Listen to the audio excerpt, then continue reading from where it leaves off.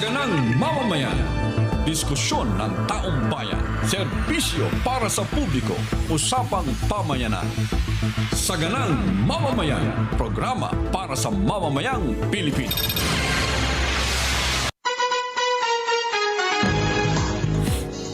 Ngayon po ay Wednesday. Ayun, tama. Wednesday po ngayon. Masayang Wednesday sa inyong lahat. Masayang Wednesday, Nelson. Miyerkules po ngayon, Yes. June 10, 2026. Welcome po sa Saganang Mamamayan.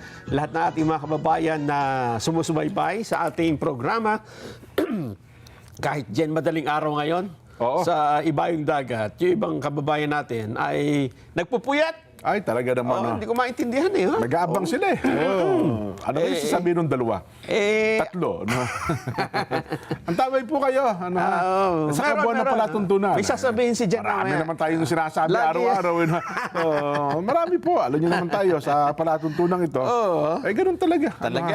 Ang tabay lang po kayo. Ang tabay kayo. At meron higit sa tayong lahat mga- dyan, yung mga masasayang pagbati natin. Yan. Yun. May mga mahalagang announcement tayo na dapat po ay mapakinggan ninyo. Oo. At kapag nag-announce naman tayo, Yun. tsaka yun kapanipaniwala at may batayan po yan. Yan. At saka hindi tayo dito nagbabalita ng hindi kumpirmado. Yan. Kung meron mang tayo sasabihin dito na hindi kumpirmado, pinagpapauna natin. Yan. Ito pong sasabihin namin ay hindi pa kumpirmado. At tingnan ho natin muna. Pero karamihan ng balita natin dito, tinitiyak muna naming totoo. Isang halimbawa, yung dami nagtatanong sa akin kung may hearing ba talaga bukas ang BRC Oo, to stay. Blue Ribbon Committee. Kasi nung Monday, i-clear po natin, nung simula ng programa, wala ka kasi Kuya Nelson, sinabi ni Senador Marcoleta na magkakaroon ng hearing ng Thursday. Bukas. O dapat bukas. Yun nga po yung second hearing ng BRC para sa linggo. Nung nakaraan, di ba, nagkaroon. Tapos ito uli. Pero nung bandang huli kasi, niliwanag niya na, teka lang pala muna, sabi niya, pag-uusapan muna namin. Ayun. Pag-uusapan muna namin kung itutuloy yung pagdinig ng Thursday. Ayun. So parang biglang nahang. Nakahang tuloy yung Thursday kung meron. So tinatanong ko yung mga staff ni Sen Marcoleta ay parang wala naman daw inilabas na notices.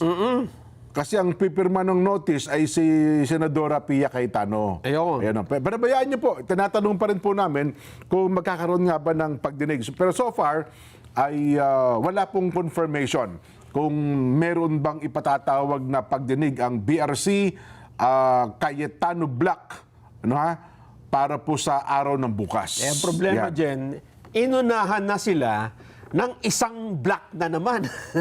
May bukod bang black? Gatchalian Black. Oho. Ang sabi ni Senador Win Gatchalian sa isang memorandum, wag na kayong pumasok. Mga Hindi na naman pinapapasok. Work from home na naman. work from home today and tomorrow. Ang Senado. Naka. Huwag daw kayong pumasok. At ang dahilan naman dito ay yung security threat di umano mismo sa Senado. Yan yung binabanggit natin kahapon na meron daw pong banta sa seguridad ng buong Senado. Paano ka naman mag-hearing kung ang mga staff ng Senado, pati siguro yung mga iba-iba pang naglilingkod doon, yung mga gumagawa ng Pati sekretariat, wala nung nakaraan, ano? gagawa ng merienda, pagkain. Mabuti na nga lang doon, nung hearing nung merong staff na yung lounge nila. May nakapag-prepare daw ng merienda. Ayun, buti pumasok, Buti nga raw pumasok. Ang problema, nung pagpasok, boss, wala tayong budget. Nagpaluwal pa ata isa sa mga senda. Ganun ba? Ganun ba? Wala tayong merienda. Kasi siyempre, habang nag-hearing yun, kahit paano yung merienda. Sabi siguro ni Sen Marcoleta, don't worry, sanay kami dyan na walang budget. Matagal ako nagprograma walang budget. Hindi, sabi naman ng tao, sir, kayo po, na-train kayo na walang budget Dito po sa amin, medyo iba. Mahirap nga yun. Napabunot tuloy yung mama, napagastos pa. Talaga naman. Yun po ang masayang pangyayari ng naging pagdinig. So ito, inuulit na naman yung nangyari nung nakaraan.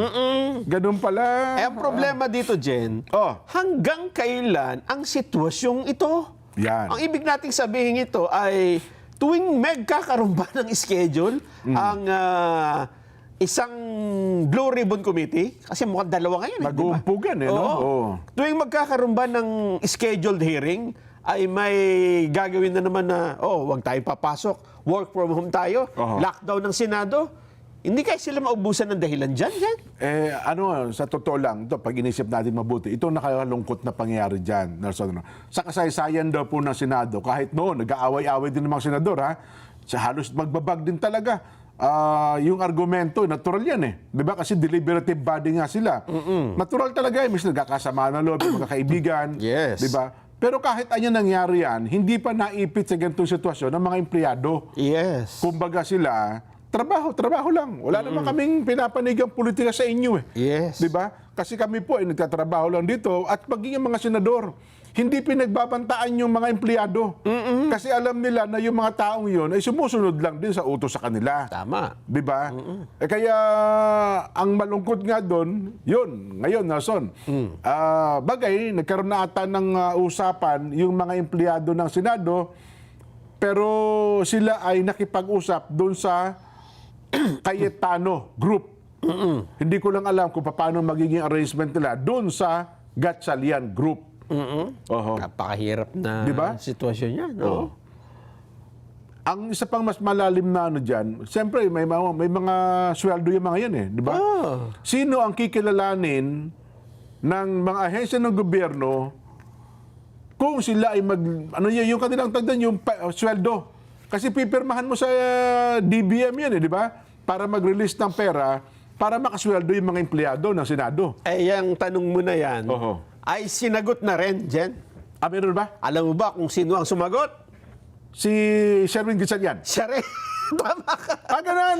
Sinagot na siya. Ay, Sa isang... win tayo dyan. Panalo sa tayo. isang memorandum din, ha? Oo. Sinabi niya na, huwag kayong mag-alala, ako ang pipirma ng payroll ninyo. Ako ang magdedesisyon dito kung kailan kayo sa sweldo. So kahit nakapanig yung, tumupad ng gampanin yung mga sa Cayetano Group, papipirmahan din niya? Ako ang bahala dyan. Yun naman pala, at least malinaw. Tapos na problema natin. Kaya siyempre, ang panig naman ni Senate President Alan Peter Cayetano, sigurado, sasabihin niya, teka, bakit ikaw? Ikaw bang Senate President, sabi mo acting ka lang eh. Yun na nga. Sa acting, pro tempore pa nga. Pro tempore pa. Yan na, napakagulo dyan. At yun bang, pagsabi niyang ganon, kikilalanin ba ng COA yan? Kasi COA bull yan eh. Tama. Di ba? At kikilalanin ba ng Department of Budget and Management? Magre-release ka ng budget. Kikilalanin ba yung pirma niya? Ayun nga. At saka gumamit na kasi siya ng official logo seal ng official letterhead eh. At doon may pirma siya na sinasabi niyang ako ang masusunod dito. Bagay, kasi ang sa pangbenta kinilala din siya ng Malacanang. So kung part ng institution, executive at saka ng government bureaucracy, kasi siya, ayun nga doon eh, ang mabigat doon eh, kapag kinilala ka kasi ng Malacanang, parang dating ikaw ang totoo. Kung sa documentation ng ang papag-uusapan. Yes. Di ba? Pero, yun nga, ituloy na natin yan. Ngayon, meron pumunta sa Supreme Court, Jen. Yan, ang sinasabi ko. Sabi niya, ang punta niya sa Supreme Court, para wala pong gulo dito, mga maestrado, pwede niyo pang desisyonan? Pwede niyo bang sabihin na itong Gatchalian Block, sila ang legitimate, sila ang majority, sila hawak nila ang Senate beat. Yan. So ang sulat, para nakapanig sa Gatchalian Block. Yes. Sino itong sumulat na ito? Ang sumulat po ay isang teacher, Jen. Teacher. Malakas ang loob ni teacher, ha? Hanapin ko yung sulat. Kaya pala may balita tayo tungkol doon. Sa sulat pong ito, nasa pahina 13, ay ganito po ang sinasabi. Basahin natin. Baka mali yata yung nabanggit ko. Hawak ko na. Hawak mo na ang bid. Hawak ko na ang bid. Okay.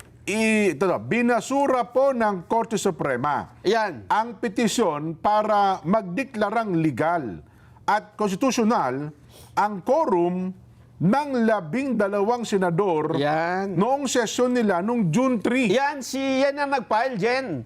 Teacher ba ito? Oo, habang umuulan eh. Alam mo ang sinabi niya dyan? Oho. Kay sarap ng ulan, unti-unting pumapatak. Akala ko ang kinanta niya yung paborito ni Direk Arlene eh. Ano?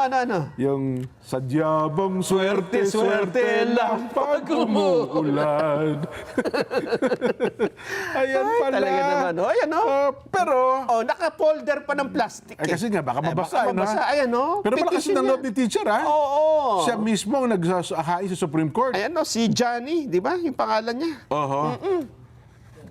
John Barry. Ayan, oo. Ayun. Anong bang sabi? Binasura po ng buong kataas-taasang korte, And bank, ha? opo, ang petisyong iniharap ni John Barry Tayam. Yun. John Barry Tayam. Tayam. Oo. Oho. Sino ba yan? Isang teacher Teacher. at residente po ng lungsod ng Las Piñas. Taga Las Piñas. Yes. Pinangalan ng respondent sa petisyon ang mga senador na sina Alan Peter Cayetano, Pia Cayetano, at Loren Ligarda. Ayon sa Office ng Supreme Court spokesperson, iginit po ng korte na hindi na ipakita ni Ginoong Tayam na siya po ay nagdusa. Nagdusa? Hindi daw siya, kumbaga parang hindi siya naapektuhan. Walang ipinagdurusa itong si Tayam. Matindi yung pagkakatagalog. Talagang. Apakalalim. Yun na nga. O kaya naman, may iminumungkahing banta ng pagdurusa ng anumang direktang pinsala mula sa aksyon ng kanyang pinupuna. Baka hindi niya sinabing kami po ay nagdurusa ngayon. Dahil sa pagkakagulong ito, ay hindi ho naipasa yung ano eh. Hindi, bakit hindi po ako makapagturo ng maayos. No. Kasi gulong-gulo po ang isip ko. Isip ko. Pati yung pagtuturo ko po, naaalaala ko po ang problema ng Senado. Nadadala ko po sa aking damdamin. Apektado po ako eh. Ayun nga. Hindi ako makapagturo ng tama. Ngayon, Ano sabi ng Supreme Court? ang legal standing ay tinutukoy sa isang diksyonaryo ng batas bilang isang personal at substantial na interes sa kaso kung saan ang isang partido ay nakaranas o kaya naman ay maaaring makaranas ng direktang pinsala Ngayon. dahil sa pinupunang aksyon ng gobyerno. Meron siyang direct involvement. Oho. Kung hindi man sila yung party to the birthday party. Sa pangyayari yun. Party to the case, ay affected naman sila. Pero dito, ang sabi nga ng Supreme Court, wala siyang legal standing dahil hindi niya pwedeng pakialaman ang isang kasong wala naman siyang kinalaman, ang ibig sabihin. Wala siyang personality para questioning yung bagay na yun. Kabilang sa iba pang nangyari sa sesyon noong June 3, ay ang pagkakapili po kay Senador Sherwin Gatchalian bilang Senate President Pro Tempore at Acting Senate President at ang muling pag-organisa ng mga komite sa Senado. Ayun. So parang ano ang bilang matagal ng legal luminary, Nelson. Legal expert. Legal expert. Ang dami nagpapakilala ngayon eh. Kahit di abogado. So ano ang ibig sabihin lamang dito ng Korte Suprema? Ibig sabihin ho nito, unang-una, wag, kasi may gumamit ng desisyon na yan dyan para sabihin, tama mo, illegal yung kay Sherwin Gatchalian. Ayan. Wala, ibig Sa sabihin desisyong ito ng Supreme Court, wala siyang pinanigan no? Ibig sabihin dito, hindi pinakialaman muna. Ayun. Kasi ang dapat na mag-file dito, either kampo ni Senador Gatchalian or kampo ni Senador Alan Peter. Dahil sila yung party to the case. Okay. Ibig sabihin, merong kinalaman sila. Sila kasi ang involved, ano? Pero sa kasalukuyan, dahil sa desisyong ito ng Supreme Court, ibig sabihin, wala pa pong hatol dito. Ayun. Ibig sabihin, hindi nila pinapanigan kung sino man ang, kung ano ang quorum na tinatawag. Bagamat na ipaliwanag na ng marami sa iba't ibang mga diskusyon na pag quorum, dapat majority ng all of its members. Dapat 13. Dahil nga ho sa may usapan na debate at argumento, iniakyat sa Supreme Court, wala pong desisyon pa dito. Dahil hindi walang personality yung petitioner. Yes, hindi pa nagpapile ng petition. Yung mga taong sa tingin na Supreme Court ay dapat na kung may question o nag-aakyat ng So kung pwede pala yung teacher, pwede rin pala empleyado ng Senado. Kasi sabihin ng empleyado ng Senado, apektado siya, pwede yung yun. mga naguguluhan, di ba? Ayun, oo. Yung mga hindi makasweldo, di Sino ba? bang dapat na... Pero mabilis umaksyon ang sumagot ng ano dito, ang Supreme Court. Kasi nga, wala namang siguro titingnan nila kasi, kapag kasi halimbawa dyan, halimbawa nakita nila na may legal standing si Tayang. yung teacher. Ang gagawin niyan, pagkokomentuhin yung Yung magkabilang panig. Ayun, bibigyan sila ng ilang araw to ganon. file comment dun sa petition na yun. Dahil sa nakita nila, wala namang ito, legal standing, outright, ay i-deny o binasura So hindi makiklaim ng Gatchalian Group o ng Cayetano Group kahit sino sa sa kanila. desisyong ito na pumabor sa kanila ang Korte Suprema. Yes. Walang ganon. Wala pang pinapaboran. Yan po ang ibig sabihin Kasi niya. sa social media, May nagke-claim parang kung depende kung sino mag-post. Kine-claim nung kabila, tamo? Hindi kayo pinanigan? Sabi nung kabila, hindi, ibig sabihin niya, legit kami. Ayun, lalo tuloy naguluhan. Mas lalo. Ibig sabihin niya, tama. Tama ka dyan. Lalo pong naguluhan ng taong bayan dito sa pangyayari ito. Ayun. So kung may nakikinig kayo na yung presidente ng yung labor union ng Senado. Kaya mag-file. Yan. Kasi yung dalawang panig hindi naman nag-file Yun, yung tama. Cayetano Group at saka yung Gatchalian Group. Kaya na maglakas loob. Alam mo, yung mismong osahan dyan, di ba? Ayun, Kasi nagkakagulo siya. Sino ba talagang susundin osahan? Oo. Kasi pati hepe ng usaha, damay Di ba? Pati yung secretary. Hindi, depes na doon yung presidente ng union labor union. Pwede. Di ba? Kasi talaga sila ang apektado sa pangyayari Yun ito. nga, kung sino susundin. Di ba? So yun po ang malinaw. Akala ko pa naman kanina, kasi sa social media, nabasa ko nga, ako ganun ba ibig sabihin nun? Mabuti na lang, naipaliwanag mo, panyero. Siyempre. Matagal po tayong dyan Tambay. Matagal tayo taga-Xerox copy nung decision ng Supreme Court Lahat po ng dyan. Sa ganong kakapal na desisyon ng Supreme Court, alam mo na kung sang pahina mo titingnan yung, para maintindihan mo yung buo. Yung pinakabuan ng hatol, tsaka yung bakit nagkagano na naging hatol. Tama. I therefore conclude, sabi. Na walang legal standing yung teacher. Kaya dininay po yung petition. So yun po. Yan ang isang malinaw ukol sa bagay na yan. Anyway, teka lang. Bago pa tayo pumalaot, Nelson, ay mag-update nga muna tayo. Ano bang update ngayon sa mga naapektuhan ng lindol dyan sa Mindanao? Di ba sabi ni Erlo kanina ay may mga aftershocks pa rin Kaninang umaga daw, ang pinakamalakas, 6.2. Wow! 6.2, ang mga madaling araw ata. Di ba kapag karaniwang panahon na hindi lumilindol, yung 6.2 ay malakas na yan, di ba? Main quake yun, may tuturing mo. Sasakyang pula, sayang naman yun. Nako. Natabunan,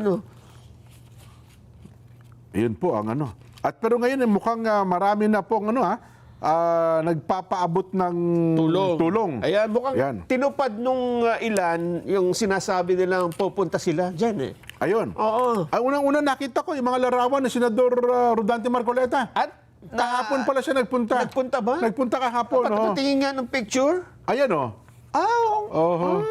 Saan lugar yung pinuntahan ni Senador Marcoleta? Kasi dati kasi ang Jensen, ang tawag yan, Dajangas di ba?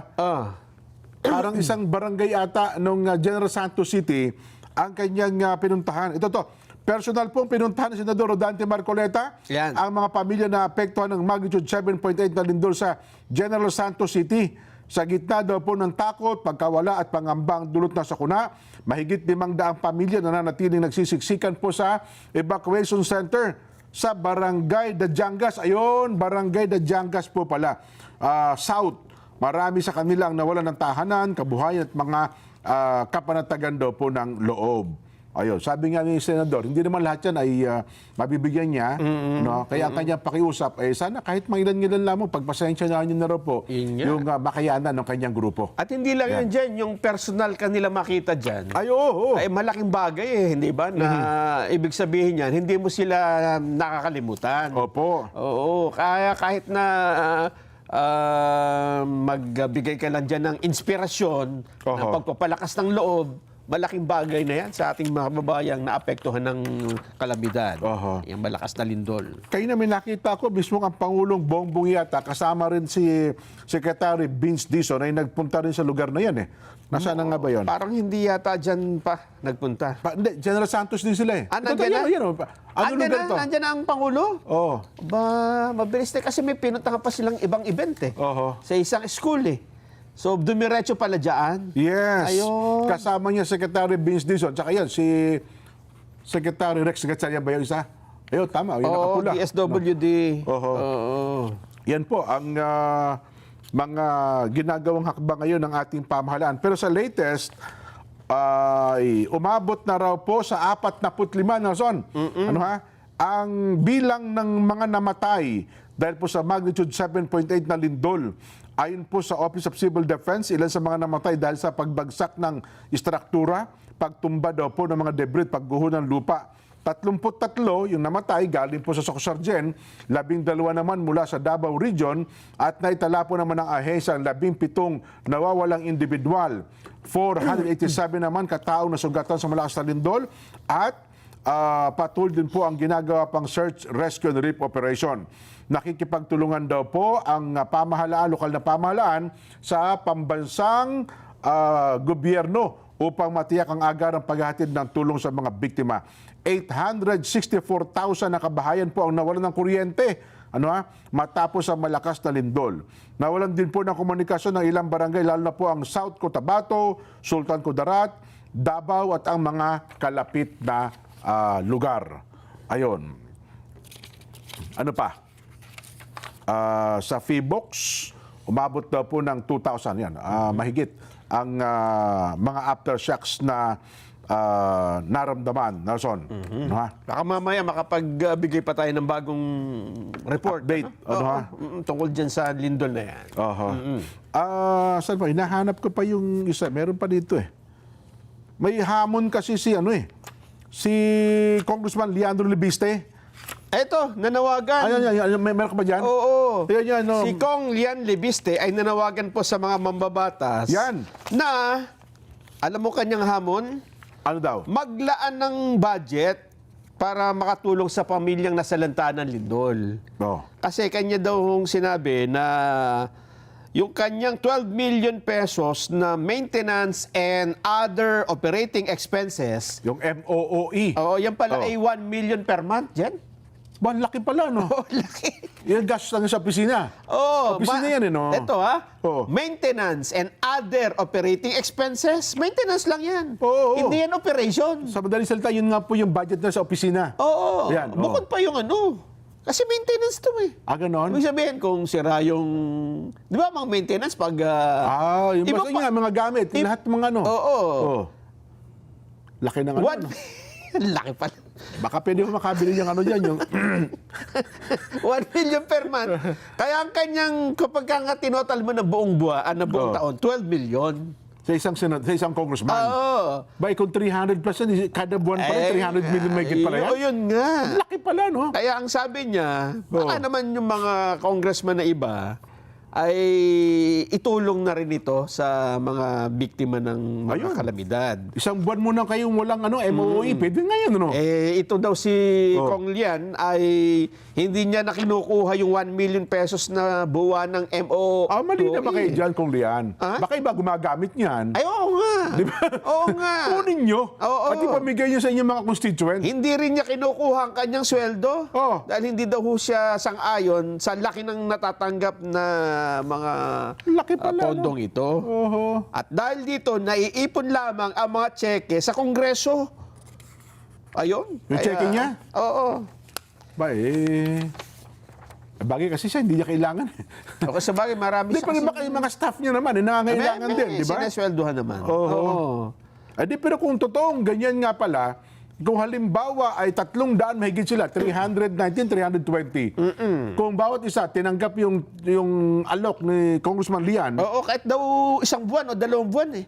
dati tagpa 5,000 lang ang donasyon nila dyan pag kami kalamidad. Ay, ganun ba? 5,000, 10,000 Ayun. Pwede palang 1 million kada isang buwan. Kung gagawin daw yun, baka umabot ng kahit pati Senado, Kamara. Oo. Yun lang daw pong isang buwang MOOE, Oo. aabot ng halos 2 billion pesos pala. Wow! Isang buwan lang yan, ha? MOOE lang nila. Hindi sabihin, iba yung bawas sa sweldo ng tao nila, yung mga staff nila. Wala pa yun. Oo. Iba pa pala yun? Oo, iba pa yun. Kaya pala, mucho talaga sila dyan. Salap talaga maging congressman pala. Oo, malaki talaga yung budget. Oo. Kay kalaban, kay kakampi, lahat. Lahat kakampi, baka mas malaki pa siguro. May iba pa. Mag-congressman tayo. Saganang mamamayan, party list. Yan, no? Naku, baka biglang may magparehistro dyan. Ayun pala. Kung ito po'y binabanggit ni Kong Lian, hala, sige nga po, magkaalaman tayo. Oo. Di ba? Sino kaya ang congressman ang papayag dito, no? Nako po. Yung kanilang cheque. Ito, Kong Lian. Pang ano ko to, halimbawa, sabi mo ng June pa lang ngayon, ano? Ito yung pong buong June ko. Yung July na lang ako kukunin kong cheque. Di ba? Oo nga. Sa out of 300, yun kaya ang sasagot dyan, ano? May mukhang hindi gagawin. Kasi iba, na-advance na. Ganun ba? May pinaglaanan ng iba? Nakuha na. Nako.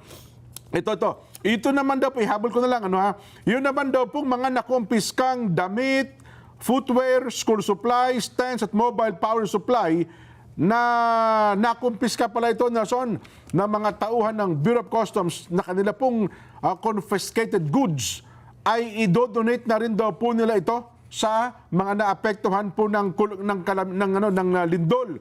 At ito daw po ay pwedeng magamit ng mga residente sa disaster-prone area. Sa customs yan? Yes, yung mga nakumpiska nila, hindi na po nila ito ipapa-auction, ano pa man. Binabanggit po ni Commissioner Ariel Nepomuceno na ang mga ito ay formal na i-hand over sa mga kaukulang ahensya ng pamahalaan, LGUs at accredited partners organization para na po maayos at transparent na distribution sa mga nangangailangang komunidad. Ito daw po tinitiyak na napapakinabangan ng taong bayan ang nakukumpiskang kalakal sa halip daw po ito'y matinggal lamang doon sa kanilang mga bodega. Yan. Tama po naman siguro yan. Baka meron po kayo dyan mga yung ukay-ukay. Di ba? Magagamit pa po naman sa halip na mabenta po yan. Dito siguro kasi talagang ang ukay-ukay, ang tended naman talaga yan pangtulong yan eh. Pantulong. Hindi na panghanap buhay yung ukay-ukay. Naging negosyo lang kasi. Naging negosyo lang po talaga. Tama ka dyan. At saka yung mga textile galing sa ibang bansa na akala mo may buhaya, yung signature. Pero pagka hinipo mo, alam mo na, medyo halatang peke-peke. Kinukumpis ka yan, ipamigay nyo na. Pwede ho yan. Meron dyan magaling sa Bangladesh, Pakistan, mga ganyan eh. At saka yung mga Bultuhan yan. Pati pabango. Tsaka yung mga pabango tsaka luxury bags. Kailangan ba yan sa... Hindi, para maging mabango na sa evacuation center. bagay, At saka mantakin mo, Pati bag na... Pati bag, marami dyan sila. Ibibigay pa rin sa ano? Hindi, para mantakin mo, pagka ikaw halimbawa ay natama ka ng lindol, hindi naka-ano ka, bitbit mo yung bag mo. Signature bag ang dala-dala mo. Talaga naman. Di ba? Hindi ko masabi naka-LB sila eh. Louis Vuitton. Yun po. Lagay ang nakalaman ni sardinas. Sardinas. At saka yung pagkain galing sa DSWD. Bago yan, Jen, yung babasahin mo na yan, batiin mo na natin ang hindi karaniwang napakadaming nakasubaybay sa YouTube at Facebook. Nako, opo. Kumain ba? Ano inaabangan ninyo? Nag-aabang sila para sa June 12. Ayo.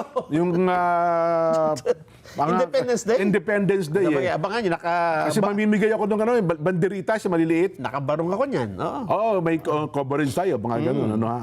Ayun. Apakadami, Ang dami. Hindi ko karaniwan ito. Na-miss nyo ba ako? Yan. Sabi, ano kaya nangyari kay Nelson? Abangan, panoorin nga natin sila. Huwag kayong mag-alala. Meron tayong babanggitin mamaya. Mamaya. Opo. bago tayo matapos, ako, makikinabang po kayo Ay, dito. oo, sigurado. Makikinabang kayo dito. Oh. Next na natin, yung Ano? maglalakbay. Direct. Oo, sakay tayo barko. Ipasok nyo na yan. Si Erlo Bringas muna. Yung Sige, sinasabi pasok natin si Erlo Bringas. Ano? Erlo Bringas, magandang hapon. Nasaan ka na ngayon? Magandang hapon, Ninong Jen and Ninong Nelson. Nandito tayo sa bahagi ng General Santos City at makikita nyo tambad pa rin yung mga talagang nasira mga infrastruktura. Itong nakikita nyo sa likuran ko, isa itong fast food chain na kilala dito mismo sa main center o sentro ng General Santos City. Pero bago yan ay nakapamahagi ng assistance to individuals o nagsimula ng mamigay ng AIX ang Department of Social Welfare and Development para nga dito sa mga naapektuhan ng malakas na lindol, partikular dito sa General Santos City, at nagbigay nga sa mga benepisyaryo, mga pamilyang nagpinsala ang kanilang mga bahay at kabuhayan dahil sa pagkinig. At ayon sa DSWD, patuloy pa rin yung pagproseso doon ng tulong para sa iba pang qualified na beneficiary habang isinasagawa yung verification at pagtatala ng mga apektadong pamilya. Samantala, dito naman sa palabas ng Gensan ay tuloy-tuloy yung clearing operations ng mga otoridad sa mga kalsada patungo naman ng Sarangani, pero sa pagkakataong ito ay nananatiling walang supply ng kuryente at nananatiling walang linya ng komunikasyon sa bayan ng sa probinsya ng Sarangani. Kung kaya't pahirapan din sa mga residente na mapuntahan yung mga kalapit na bayan, lalo na yung sentro dyan sa bahagi ng poblasyon sa Saglan, Sarangani. Dito naman sa Gensan, sa ating kinilalagyan sa ngayon, ay nanubalik na yung supply ng kuryente mula pa kaninang umaga, at hanggang sa mga oras na ito may mga establishmento na rin nagbukas o yung na-clear na ng City Engineering Office na maaari nang mag-operate matapos nga masiguro na ligtas kung sakaling magkakaroon na naman nga ng pagyanig. Yung munang latest mula rito sa bahagi ng General Santos City, balik sa inyo. Salamat, Erlo Bringas. Ingat kayo dyan. Magantabi kami sa mga follow-up report ninyo, no, ha? Kayo po ba maglalakbay sa pamamagitan ng mga sakyang pandagat? Kayo po ng barko, roro, ferry, iba pa?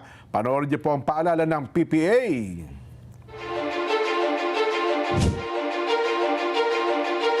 The Philippine Ports Authority, or PPA, is the nation's premier maritime agency, steering the course of progress through the archipelago's vital ports and harbors.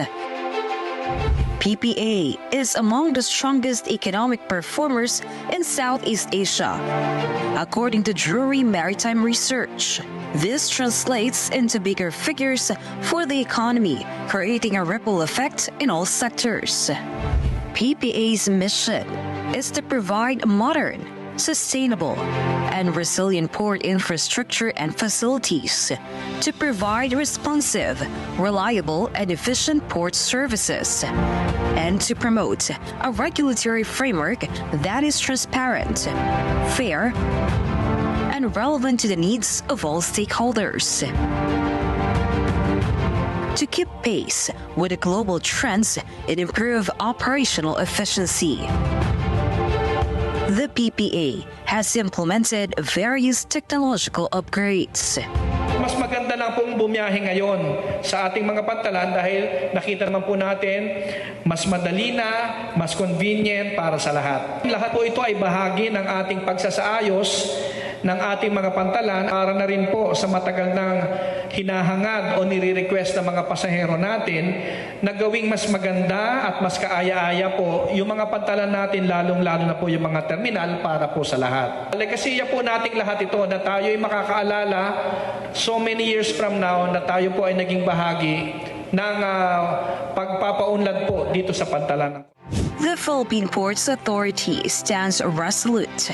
Its mandate, vision, mission, and transformative projects, setting the course for a maritime future that resonates on a global scale.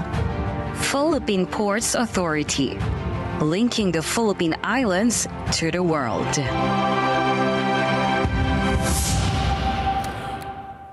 Magbabalik pa po ang Saganang Mamamayan.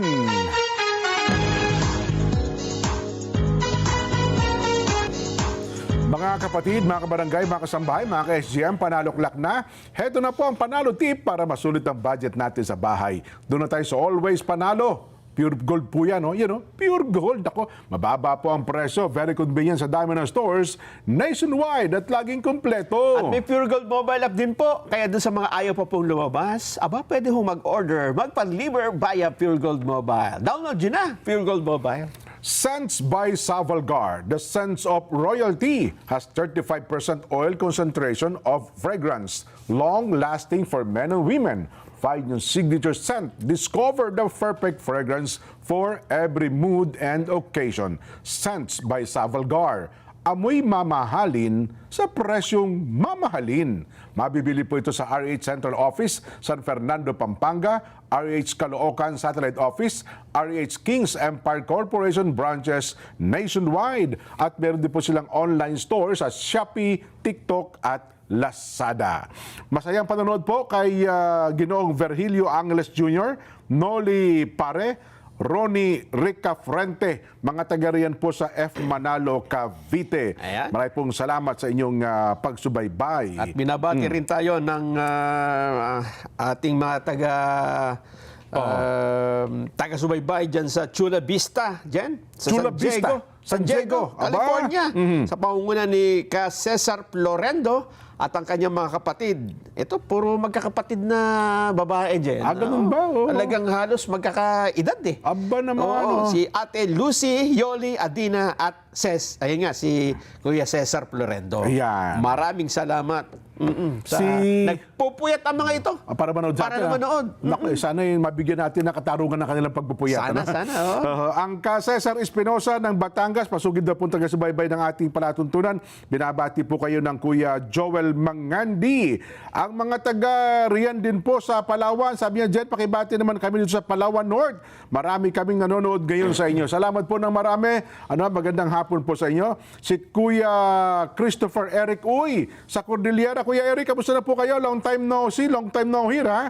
At si Kuya Abed Dula ng Angeles, Pampanga. Kasama daw po ang Kuya Dennis Soliman at si Attorney Chester Dula. Ayan. Binabati naman ni Kuya Patrick De La Rosa, ang Froilan Enriquez Jr. dyan po sa Spain, distrito ng Spain. At si Ate Hazel Aledo ng cashier ng NEU. Ayan.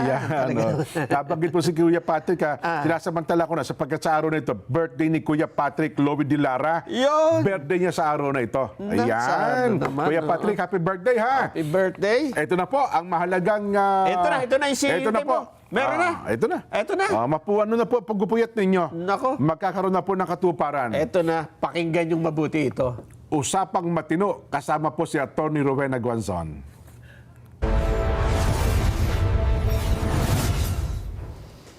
Welcome po uli dito sa Usapang Matino sa Net25.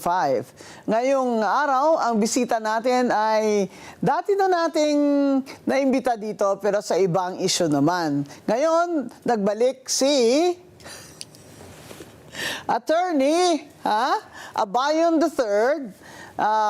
Kilala nyo naman ito, is a practicing lawyer. Formerly, also a congressman, a representative of his party list. He's from Samar.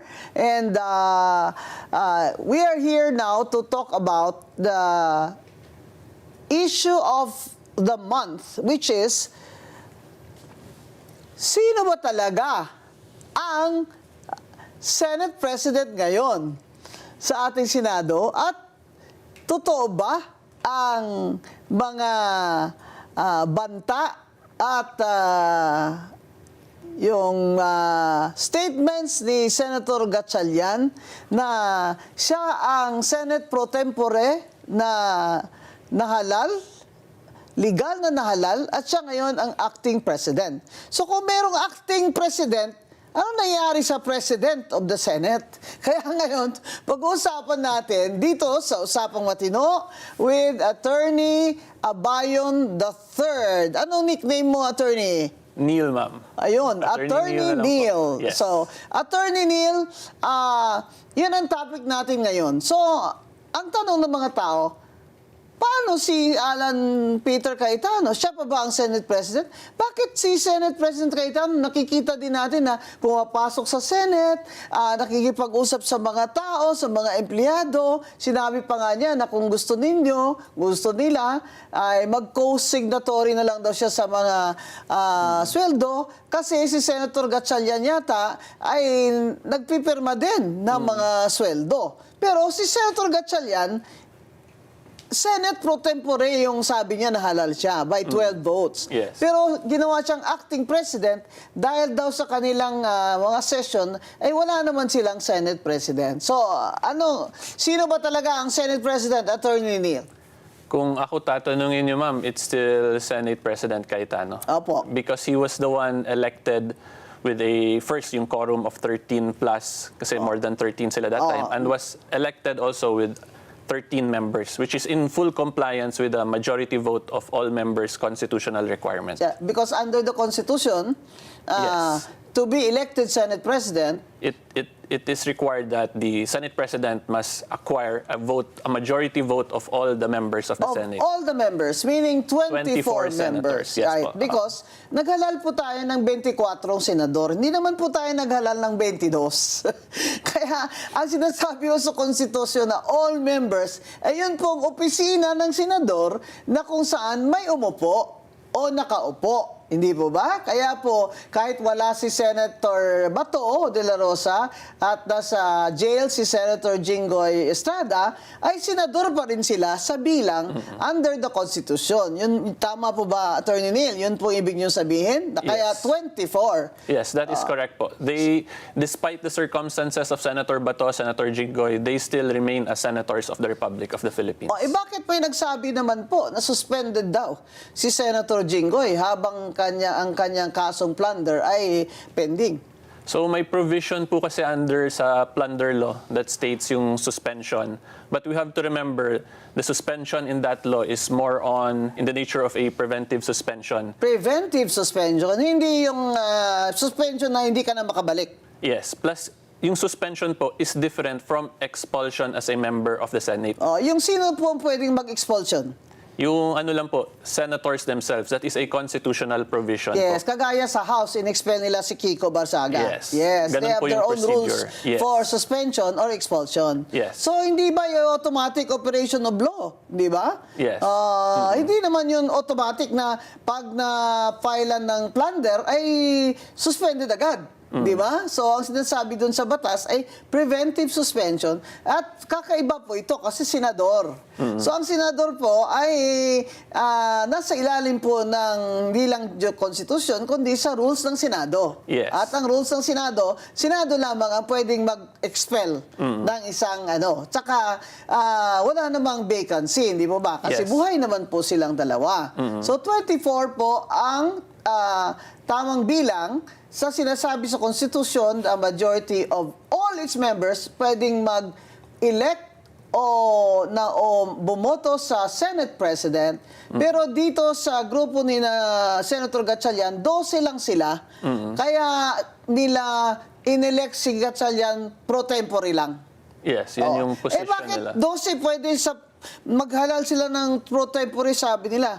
Pero naniniwala rin sila na 13 naman talaga para maka-elect ng Senate President. Because yes. in fact, that is why they did not elect their Senate President.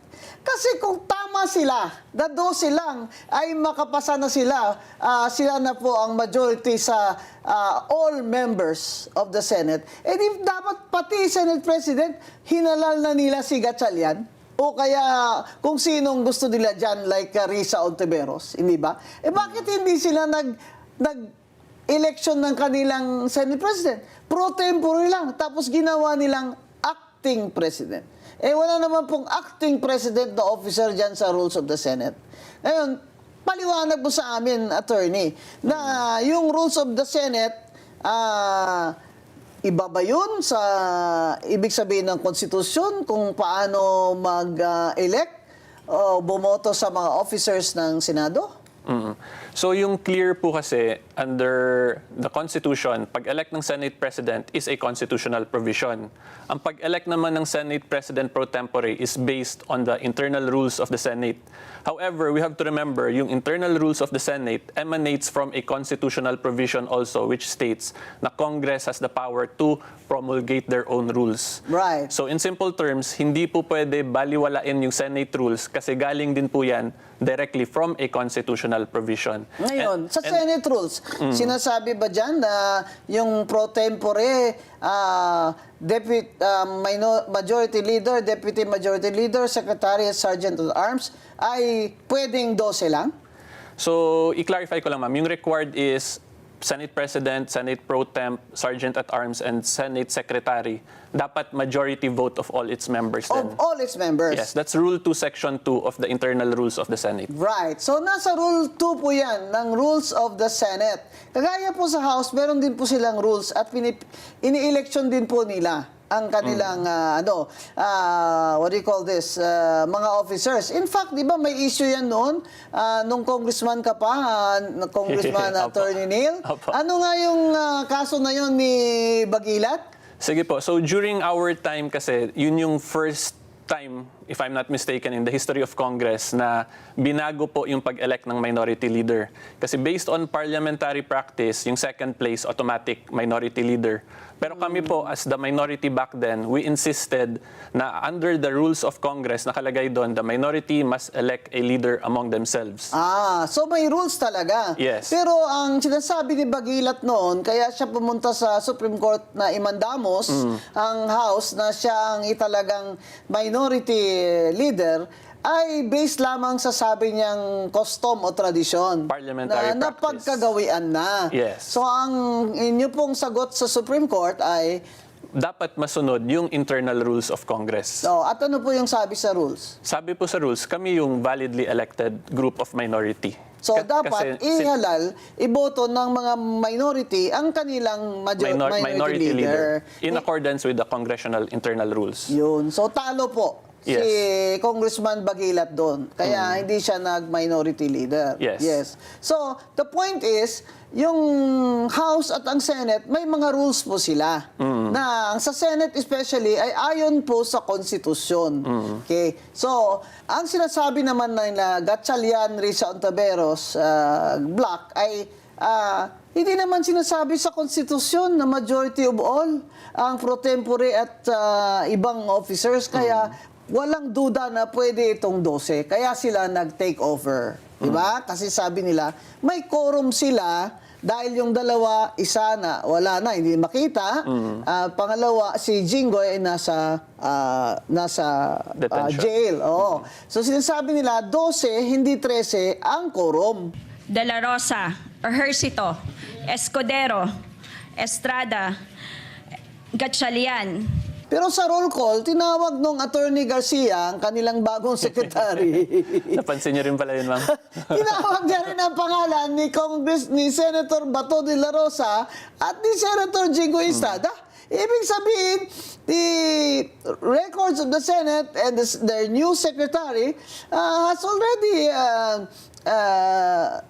made it of record na yung dalawa na yan ay senador pa rin sila at kasama sila sa roll call at kasama sila dapat sa bilang ng quorum. Yes. Hindi po ba? Of all members. Pero binaliwala lang nila yon. Basta sinabi nila na 12 na lang kasi 22 na lang.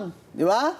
So, they declared all positions vacant and they elected Gatchalian, Pro temp. their own secretary. And then may problema sila. Wala silang Senate President. Kasi ang sa konstitusyon na nagsasabi ng majority of all. Di ba? So, kahit sila, tinatanggap nila yun. Na ang majority of all ay 13. Hindi ba ba? Yes. Kaya lang sinasabi nila na hindi naman sinasabi sa rules na ng konstitusyon na ang pro tempore ay kailangan majority of all din. Di ba? Ang sinasabi ni Senate President Cayetano, to which you agree, Yes. na ang Senate President ini-elect, ang pro tempore ini-elect kagaya ng Senate President. Yes. Hindi po ba? Kasi nasa rules naman ng Senado Senate, yes. na ayon sa Constitution, it's never been questioned before. Never been questioned before, except now. O, diba? Siguro napaka-brilliant itong Senator Gatchalian na ito na meron ka namang bagong interpretation na hindi ko alam, ha? Ito, pabago-bago tayo dito ng ruling na Supreme Court pag nagkataon, ha? Pero palagay ko, ang layo naman. Ang layo naman ng gusto mo, Senator Gatchalian at Senator Risa, na ang majority of all ay 12. Abay, yun nga, kahit grade 2 marunong naman ng 50% of 24 is 12. So, plus 1, ang majority ay 13. So, ngayon, may problema sila, Attorney Neil. Kasi wala silang Senate President, di ba? Oh. Kung ang pro tempore mag-acting Senate President, ano ibig sabihin yan? Oh. Well, yung kailangan po talaga maintindihan dyan is under the Senate rules itself, kung hindi pa po na-elect validly yung replacement ng isang Senate President, the Senate President is still the continuing in his capacity as Senate President. Teka mo. So, nasa rules Teka din po muna, yan actually ng Senator Senate. Gatchalian, hindi ka President. Sabi mo, acting President ka lang. In the first regular session of the 20th Congress is hereby called to order. Mahirap po mag-acting, alam nyo. Ayaw ko yung mga acting na yan eh. Pero sige, pagbigyan na kita. Pro tempore ka lang, sabi mo rin. Oh. Ngayon, sino ang Senate President nyo? Diba? Kasi hindi naman papasok sa meeting nyo si Alan Peter. Dahil siyempre sabi ni Alan Peter, bogus kayo. Diba? Sinasabi nyo rin bogus si Alan Peter. Ba't hindi na lang kayo mag-elect ng Senate President nyo? Kasi nga, 13 kailangan nyo under the Constitution. Ano? Hindi naman na alam nyo. You may think we're stupid, but we're not that stupid. Di ba? Senator Gatchalian, naman. You're the plastic king. You're a businessman. You know how to count money. Oh, how come you don't know how to count what the number of majority of all senators means? Ngayon, ito, you have a problem because you also agree that that the Constitution says that Senate President is to be elected by a majority of all 24. Oh. Kaya hindi kayo nag-elect. Pero ito sabi ko nga, Attorney Neil. Tignan nyo kung gaano to ka-illogical tong grupo ni Gatchalian at ni Risa Hontiveros. Naniniwala din kayo na ang Konstitusyon nagsasabi na 13 dapat ang majority para mag-elect ng Senate President. Diba? Kaya hindi kayo nag-elect ng inyong Senate President eh. Diba? That's why hindi kayo nag-elect. Ayun. You mean to say, ang Senate President na kailangang i-elect by 13 votes ay pwedeng ma-dissolve by 12 votes? Oh. Nasaan ang logic dyan sa mathematics at Senator Gatchalian? Ang posisyon na pwede lamang i-elect by 13 votes, pwedeng ma-dissolve or vacant by 12 votes? Oh, Senator Gatchalian, Risa Hontiveros, Ping Lacson, and you, Erwin Tulfo, not only have to shape up your mathematics, you really have to check your logic. Because hindi naman ho kami maluloko eh. Kung hindi ang Senate President, sinong pipirma ng mga check-in nyo? Sabi ko, Neil. Kaya nag-offer na lang si Senate President Cayetano na mag-co-sign na lang kami ni Sherwin. Kasi kawawa naman yung mga empleyado na, what if later ma-void yung kanilang authority dyan ni Gatchalian? Paano yung mga sweldo? Ipapabalik yun ng COA kasi ako susulat ako sa COA. Hindi ba? Take note. I will write the Commission on Audit na abay bantayan ng resident auditor ito. Yung pagsusweldo dito. Kasi pag void ito, walang kapangyarihan si Senator Gatchalian, ay ipasuli sa empleyado ang kanilang sweldo. Yung bagong secretary, sergeant at arms. siyempre hindi nila isusoli. Kawawa naman sila. Dapat si Senator Gatchalian is a billionaire. He should be the one who should pay. Di ba? Oh. So, klaro, kung bakit 12 lang, sabi nila ay may ano na sila, may majority na sila. Pero, tanggap din nila na hindi sila maka-elect ng Senate President nila dahil kailangan nila 13. Dahil sa konstitusyon. If I may add, ma'am. Yeah. Actually, nasa internal rules ng Senate na pag-election ng Senate President, dapat majority of all members in yung quorum. Yun. May specific internal rule din for Yan, sa Senate. di ba? Pero ang sinasabi nga nila na hindi daw yan sinasabi ng konstitusyon. But the rule-making power kasi of Senate emanates from the Constitution. Correct. So, teka muna. Senator Gatchalian et al., Supreme Court ba kayo? Na may rules na ng Senate nakalagay dyan, you must be voted by a majority of all. 13. Yung mga pro tempore mo, etc. Tapos ngayon sasabihin mo, kasi wala naman yan sa konstitusyon eh. So ibabaliwala na lang nila yung rules ng Senate. Yan. So tama ka, attorney.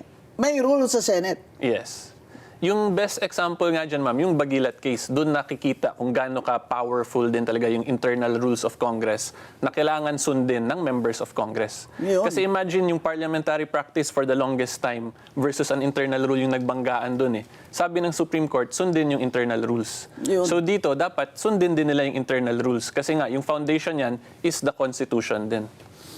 So yan po yung dapat matandaan at maintindihan po talaga. Saka kung sinasabi nyo na hindi dapat yan i-apply yung rules na yan dahil hindi naman yan ayon sa konstitusyon, di ba all this time, senador kayo under those rules?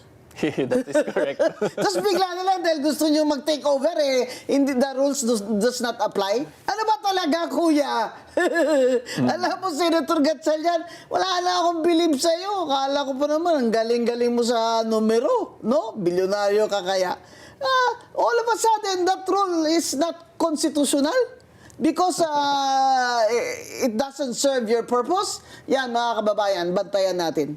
Bantayan natin ang pinakadelikado ng mga tao, itong mga nagsasabing napakatalino nila na magaling pa sila sa sarili nilang batas. Aba, yung May I add, rule ma'am? na yan, ay batas yan sa Senado, di ba? Parang batas. Yes. Ano, attorney? May I add? If we follow that argument, yung other matters din po sa internal rules ng Senate, wala din yun directly sa Constitution eh. So ibig sabihin lahat yun hindi applicable porket walang specific provision sa Constitution. It will really lead to an unreasonable situation. It will be disorderly. Yes. There will be chaos. That's exactly what is happening now. And then you're blaming Alan Peter Cayetano for this gulo. Hindi, Senator Gatchalian and Ping Lacson. Kayo ang nag-take over. You're the one who wrested power from Alan Peter Cayetano. Kayo ang nanggulo. Kayo ang nag-cause ng chaos na ito.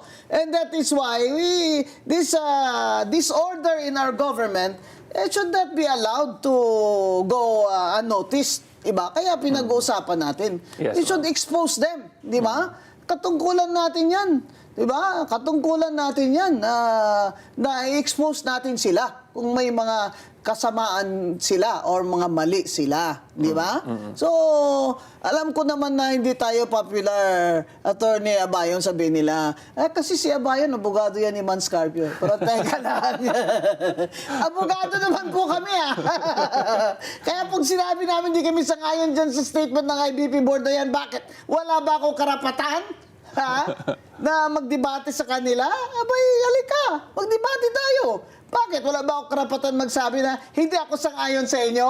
O, bakit? Kayo lang ba ang marunong sa batas? O, pero pabalik tayo, by the way, Attorney Neil. Yes, ma'am. Kumusta na pala ang kaso ni Attorney Man Scarpio? Ayun, umaandar naman po. We had 2 preliminary investigations already, although medyo na-delay ngayon kasi they requested another PI. So, yung pinaka-issue lang po talaga doon is yung illegal disclosure nung AMLAC records, tapos they weren't fully transparent in the Committee on Justice hearing kasi may 2 billion error doon. Pero hindi nila yun diniscuss ng maayos doon. They just showed na 6 billion period despite the 2 billion in error. So anyway po, ano naman siya, continuing sa July yung next preliminary investigation, we included already the SEC and the Insurance Commission kasi yung Anti-Money Laundering Council, when they perform actions, it must be unanimous among themselves. So we are of the position na pinagkasunduan yun nila to illegally disclose the AMLAC records. So yan lang po, hopefully maging klaro talaga lahat kasi there is a very big information there, yung 2 billion error nga, pero hindi yun diniscuss. Mali yung 2 billion. Yes, hindi yun diniscuss sa Committee on Justice. So, yung tingin po namin, parang may bad faith po yun. Kasi hindi yun favorable to them, but favorable to Attorney Mans Carpio. So always update us, attorney, no, sa kasi matter of public interest din 'yan eh. Kahit Yes. na hindi po public official si Attorney Mans Carpio, asawa siya ng Vice President Sara Duterte, ano? So Yes, kasi this is the matter of public banking interest. institution po. Yes. So if we lose faith in the banking institution, it could lead to a bank run or a Right. collapse So of the issue banking dito is system. bank secrecy law, etc. Yes. Okay. That's a very good topic for another episode. Magbabalik po sa inyo next week ang Usapang Matino. Salamat po sa inyong pagsubaybay. Ito ang Net25. Matatag, matapang, matapat. Attorney Rowena Guanzon po ang inyong lingkod.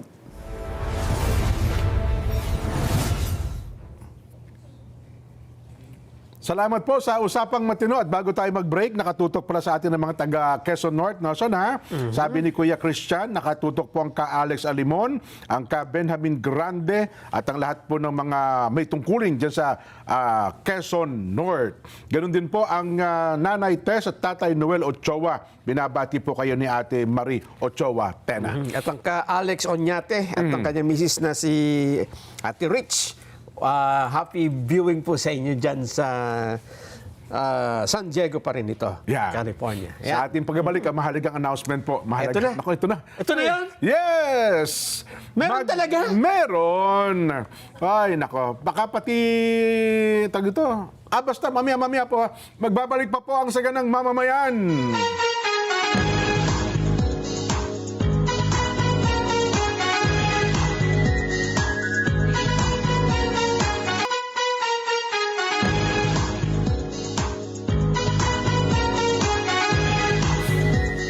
Eto na, Nelson, ang ating mahalagang announcement. At mga ka-Kings, dahil po sa Miyerkules na naman, say yes sa ating health and wellness. Ikaw ba, Nelson, natry mo na ang Kings Herbal Plus? Aba, siyempre, everyday ako nagte-take niyan, Jen. Ayan. Alam mo naman, nagpapabata tayo eh. Oo, kailangan natin ng malakas at malusog na katawan. Paano naman ito nakatulong sa'yo? Ako po ay... Ginagawa mo itong unan para masarap ang tulog mo. At ano yan, maganda sa weightlifting. Yan, Yung kahon-kahong... Ay, nako. At siyempre, basta usapang pagpapalakas ng resistensya, ang takbuhan natin dyan ay ito pong mga kasama natin sa Kings Empire Corporation. Kaya humakausap natin ngayon sina Doc Cecil Katapang, Health and Wellness Advocate. At siyempre, ang magandang si Miss Sam Garcia, CEO ng REH Kings Empire Corporation. Ayan, bamati muna kayo, Doktora. Good afternoon po sa kaka Nelson, Jen, tsaka sa mga audience na Ayan. Saganang Mamamayan. Aha, Ate Sam, bumati rin po kayo. Good afternoon po sa ating mga taga-subaybay at syempre sa lahat po ng ating mga ka-Kings. At syempre ang laging nakasubaybay dito po sa inyong programa. Ay, naku, ang Carey. Carey Oo. Herrera. Yan. Magandang hapon po. Nanonood po siya ngayon at inaabangan po niya kung ano daw po yung announcement niyo. Ito na po ang ating pangkabuhayan. Diba? Habang sila nag-aaway-aaway sa politika, importante, tayo mga mamamayan, meron tayong sariling pangkabuhayan. Ako, napakahalaga po nito. Teka lang, hindi pa talaga tayo maubusan ng patotoo tungkol sa magandang benepisyo ng Kings Herbal Plus sa ating kalusugan. At ngayong hapon, siyempre, mayroon pong bibida uli. Tayo na pong sumubok ng food supplement na Kings Herbal Plus para po sa kanyang kondisyon. Yan, bigyan niyo po muna kami ng brief background, Ate Sam. Opo, yung ating pong ibibidang ka-Kings natin ngayong hapon ay taga Cagayan de Oro, Carmen, Cagayan de Oro City. Siya po si Ma'am Agustinette Tan. Nagkaroon po siya ng heart failure, hyperthyroidism at saka po low calcium. Eto na, alamin na natin kay Nanay Agustinette mismo ang kwento ng kanya pong naging kondisyon. Panoorin nga po natin. Nagkaroon po ako ng sakit na hyperthyroidism nung 17 years old ako. Yung nararamdaman ko po that time na hirap, yung pag naglalakad po ako, ma'am, bigla-bigla na lang po ako natutumba. Hindi po ako nakakasakay ng sasakyan. Bawat hakbang ko po, hinihingal ako. Inaatake ako lagi sa puso. Nagkakaroon ako ng seizure, namumutla, walang ganang kumain. Tapos, lahat po ng hirap talaga, lalo na sa pag umaalis ako kasi nag-aaral ako that time eh. So, pag pumupunta ako ng eskwelahan, kasi graduating student po ako that time, hindi ako dahil lumuluwa din yung mata ko. Lumuluwa. Ang laki ng mata ko, ang laki ng liig ko. Tapos pumapayat ako. Hingal na hingal ako sa lahat ng kilos ko. At nagkaroon ako ng maintenance na maraming gamot at saka yung sakit sa likod dahil sa calcium ko. Bumababa po yung calcium ko. Hanggang nagpa-opera. 27 years old ako nagpa-opera ako sa thyroidism doon po sa abroad kasi wala po talaga akong kakayahan magbayad po dito sa Pilipinas. Ayun pala, no? So, Doc Ses, paki-explain naman po muna natin itong tinatawag na hyperthyroidism na naging sakit po ni Nanay Agustinette. Ano ang kaibahan ng hyperthyroidism sa hypothyroidism? So, bali si ma'am, nagkaroon siya ng hyperthyroidism. So, kinikwento ko nga kanina, no? Yung thyroid gland, yan yung gland na nagpo-produce ng, of course, thyroid hormones. Yes po. Ngayon, yung hormones na yan, ang responsible for metabolism. So, para mabilis ang metabolism mo, si nanay, lumabilis sa metabolism niya kasi hyperthyroid siya. No, yan ang responsible sa pulse rate mo, heart rate mo. 'Di ba? Sa temperature ng katawan mo, thyroid hormone nagre-regulate niyan. Pag hyperthyroid ka nga, sabi ko nga kanina, mainit lahat. Mainit ang katawan mo, mabilis ang heart rate mo. Parang ka siya, parang hot na hot ka, parang lahat is up. Okay. Diba? Pag hypothyroidism, malamig ang kamay mo. Malamig ang kamay mo, babagal ang heart rate mo. Tapos, madalas nagko-constipate ka. So, yun ang madalas na diferensya. Tapos, yung hormones nga yun, mababa ang hormone sa hypo, mataas ang hormone sa hyperthyroidism. Ayun pala, simple nga, hypo tsaka yung hyper. Pag hyper-hot, pagka-hypo, malamig.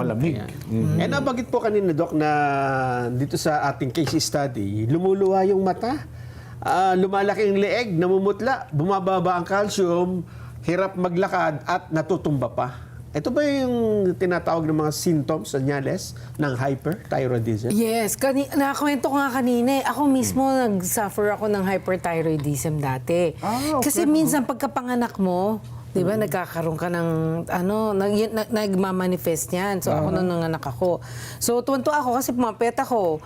Pero, napansin ko, sobrang payat ko na, tuwan-tuwa ako, pero sexy ako, di ba? Pero lumuluwa na yung mata ko. Kaya sabi ko, nagpa-check up ako. So, yes, yung calcium naman, tumataas ang calcium sa blood.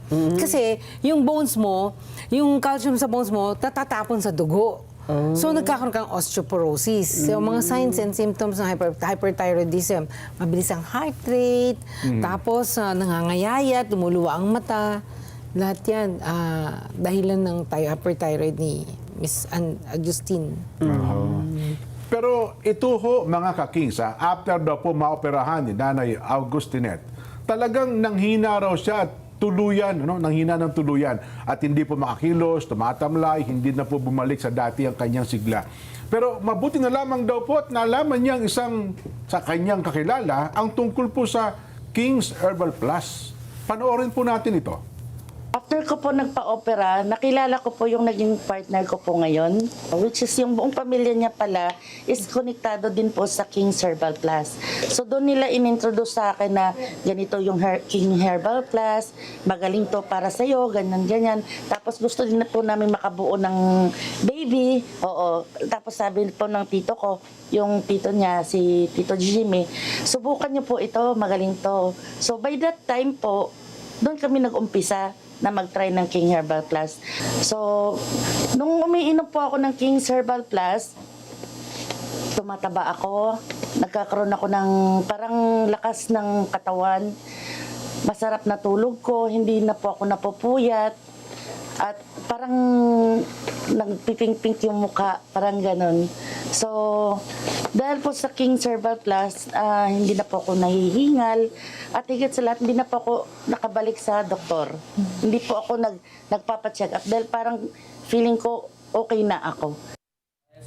Ayun. Eto, Doc, lagi nating nababanggit kung gaano nga ba ka-epektibo ang King's Herbal Plus. Dahil sa mga testimonials ng ating mga Kings, dito sa kondisyon po ni Nanay Agustinet, anong mga sangkap, anong meron dito sa ating food supplement ang nakatulong mismo sa kanyang kondisyon? Bilang napapag-usapan ng King's Herbal Plus, hello, Kare. Biglang sumingit na. Opo. Sa thyroid gland, isa dyan sa importanteng mga vitamina is vitamin A. So, yung vitamin A kasi, so yung thyroid gland, kailangan mag-release ng yung thyroid gland ng hormone. Yung hormone na yan, kailangan para ma-release, may tinatawag na thyroid stimulating hormone, TSH. So yung TSH na yan, importante. Kasi para mag-release ng thyroid hormone, thyroid gland. Importante ang mga vitamina kagaya ng vitamin A na matatagpuan sa carrots, ampalaya, di ba? Tomato, avocado, at saka saluyot. Saluyot. Bakit kabisado nyo? Hindi kasi kanina sabi ko sa... Anyway, yan, mga prutas at gulay na yan, laman ng King's Herbal Plus, rich in vitamin A, valuable, importante sa pag-release, sa regulation, pag-regulate ng release ng thyroid-stimulating hormone. Pag kulang ka sa zinc, kung may thyroid issue problem na at kulang ka sa zinc, mag-worsen ang thyroid problem mo. So, ang King's Herbal Plus may taro root at pansit-pansitan, which is very rich in zinc. So, it prevents worsening of your thyroid gland. Tapos, kanina nga, meron akong kagulat-gulat na, di ba? Ang glutathione, maraming di nakakaalam, importante sa thyroid health. At ang King's Herbal Plus may garlic na very rich ang glutathione. So, which means to say, Natural pala yun, no? Opo, sir. Garlic, Mapatay ng garlic. Opo, sir. Kaya nakatulong ang King's Herbal Plus sa thyroid problem ng ating case study. Ang pagkakaiba nito ay mga from natural ingredients. Opo, sir. Diba? So, Kare. Diba? Tama-tama ang mo. Yun na nga. Pala, no? At ito na po, malaki ang pasasalamat ni Nanay Agustinet sa King's Empire Corporation dahil sa ngayon, patuloy po ang kanyang maayos na pangangatawan at malakas na po ang kanyang resistensya. King's Herbal Plus po, ito po ay nagdudulot sa akin ng kaginawaan. Ang laki po nang naitulong niya sa akin, lalo na sa pang-araw-araw kong hanap buhay. So, kailangan ko po ng resistensya, kailangan ko po ng lakas, ayoko pong magkasakit. Kaya sa tulong po ng King Herbal Plus, ako po ay naging okay ngayon. At eto pa, sigurado wala na pong mas okay pa sa mga hardcore promotions at massive packages ang King's Empire Corporation. Yun! Announcement. Ito na yung announcement. Isa-isahin uli natin ang mga halos pamigay ng deals para sa ating mga Kings, Ma'am Sam. Ayan, opo. At sa ating mga ka-Kings, ayun, malapit na po ang ating celebration ng 7th anniversary ng King's Empire Corporation. Kaya naman ang ating 1 milyong pasasalamat, balik lakas, balik sigla, Raffle Bonanza 2026 ay nagsimula na po yan noong March 3 at yan po ay magtatapos sa November 30, 2026. Ayun, nako, Ma'am Sam, Ate Sam, hanggang kailan sila pwede magpasa ng raffle entry? Ayan po, pwede po sila mag-pass ng kanilang entry sa until November 30 kasi po ang ating grand draw ay gaganapin sa December 8, 2026. Ayan po. Kaya sa mga ka-Kings po natin at sa mga patuloy na tumatangkilik ng King's Herbal Plus, kung papaano po sila sumali at magkaroon ng entry, simple lamang po, Kuya Jen, Kuya Nelson. Bumili lamang po sila ng mga produktong kasali sa ating Raffle Bonanza 2026. Isa na po dito ang ating King's Herbal Plus. Pag bumili po sila ng isang bote ng King's Herbal Plus na nagkakahalaga ng 1,000 pesos only kasi naka-promo po ito, equivalent na po ito sa isang entry o kaya naman po ay 3 pieces po ng Empire Coffee for only 1,000 pesos din po. equivalent na rin po yan sa isang entry. Or ang Sense by Savalgar, 3 pieces din po nito, equivalent na rin po yan sa isang entry. So, papaano po sumali? Gamit po yung mga entry raffle po natin, mga produkto ng King's Empire Corporation na nakikita nyo po sa inyong screen. Ayan. Kailangan po kumpleto yung mga detalyeng inyo pong ilalagay dyan.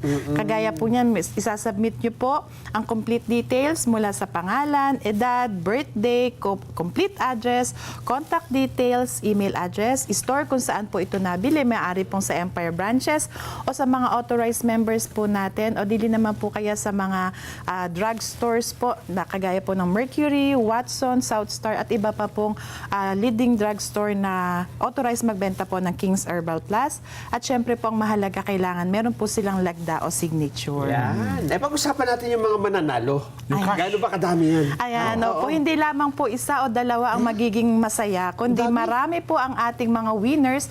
26 lucky winners po ang pwedeng manalo. Meron po tayo ipamimigay na 5 winners ng cash prizes. Meron po tayong grand prize na 500,000 pesos. Wow. Dalawa po ang ating major prize from 200,000 pesos to 150,000 pesos. Meron din po tayong 2 minor prize from 100,000 pesos to 50,000 pesos. Plus, meron pa po tayong consolation prizes na 21 winners na makakatanggap po ng business package from King's Empire Corporation. 7 pieces po o 7 winners ng Princess Starter Package at 7 package po o winners ng Prince Starter Package at syempre 7 winners din po na makatatanggap po ng 3 bottles ng King's Herbal Plus. Ayun. Naku, Ayan po, baka kayo na po susunod na mananalo, kaya sali na, mga ka-Kings, ha? At yun, Ma'am Ate Sam. Yes po. Ayoko kayo tawagin ng Ma'am Sam kasi ko parang Ate lang po.